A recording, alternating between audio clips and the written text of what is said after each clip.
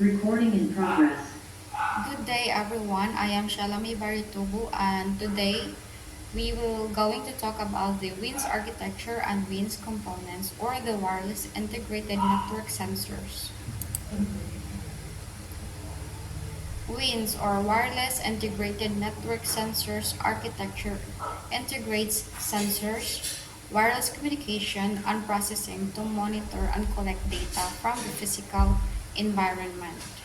So, WINS architecture is like having a team of super smart helpers that can feel things like heat, cold, or something is moving.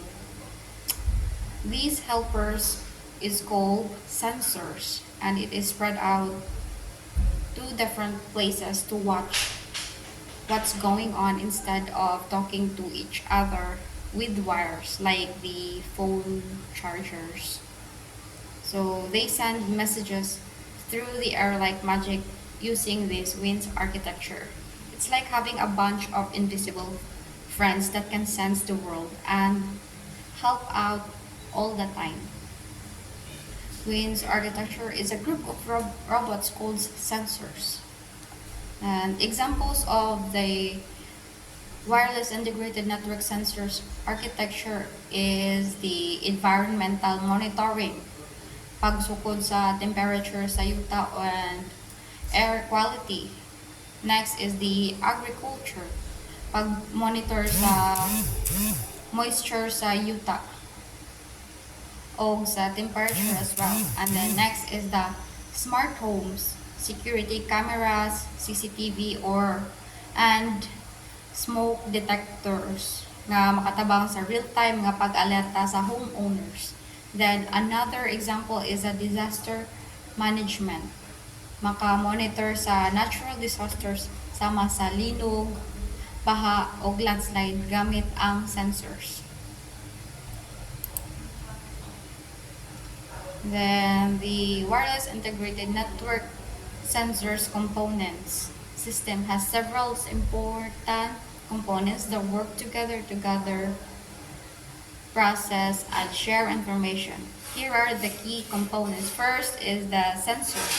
These are the devices that collects data from the environment such as temperature, humidity, light, motion, or sound.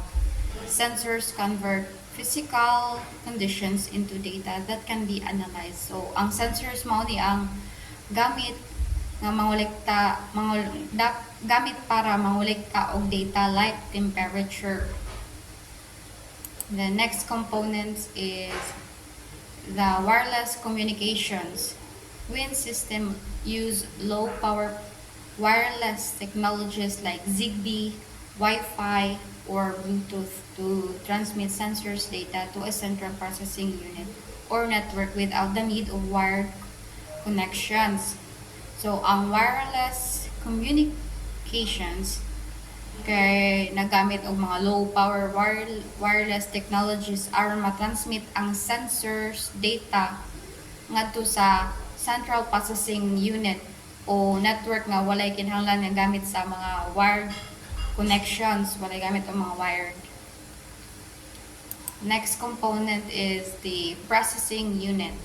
This unit handles the processing and analysis of the data collected by the sensors. It can either process the data locally, edge computing, or send it to a central server for more complex analysis. Then, ang processing unit, diri na gi-process ang data nga gikolekta gikan sa sensors. Diri gi-process o gi-analyze ang mga data nga nakuha sa sensors. Then next component is the power management. Since WINS nodes are often employed in environments where changing batteries is difficult, the architecture is designed to be power efficient. This includes using low power components and energy harvesting technologies like solar power. Then, power management tungod kay lisod usaya ang pag-ilis og battery sa WINS nodes.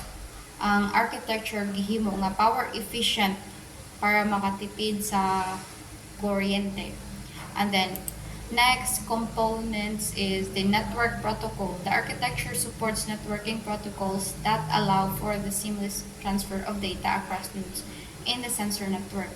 It also provides mechanisms for error correction, data aggregation, and routing. Network protocol.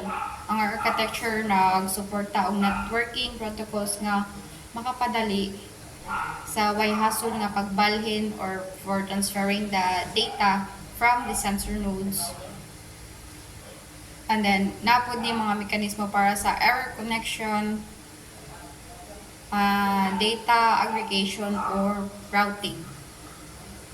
And then, next is the data aggregation. To reduce the amount of data that needs to be transmitted, Wind system often implement data aggregation techniques. This involves summarizing of or filtering data to minimize redundancy and reduce communication overhead. Data aggregation. Kasagaran magamit ang data aggregation kanang sa pag-summarize and pag-analyze, pag-filter sa data aron malikayan ang pagbalik-balik o maminusan ang communication overhead.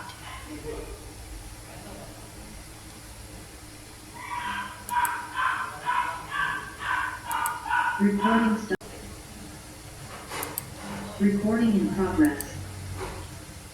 Next is the benefits of WINS architecture. First is the scalability. Scalability can be expanded with additional sensor nodes without requiring significant changes to the network. The next is the energy efficiency. Uses low power components and protocols to maximize the lifespan of the sensor nodes. Then next is the real-time monitoring. Provides real-time data collection and transmission, allowing for immediate response to environmental changes or events. Like sa mga natural disasters, ma-alert dayon ta. Then, next is the cost effectiveness. Reduces the needs of wiring and maintenance, making it a cost-effective solution for large-scale deployment. Conclusions. In conclusions, WINS architecture leverages the strengths of its components to enable low-cost, scalable, and energy-efficient networks, facilitating real-time monitoring across various domains.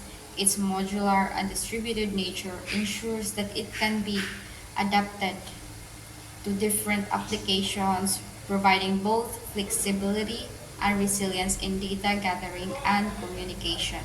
So, WINS architecture is an integral to the development of smart environment and Internet of Things applications where wireless, real-time data collection and transmission are essential. So that would be all, and thank you.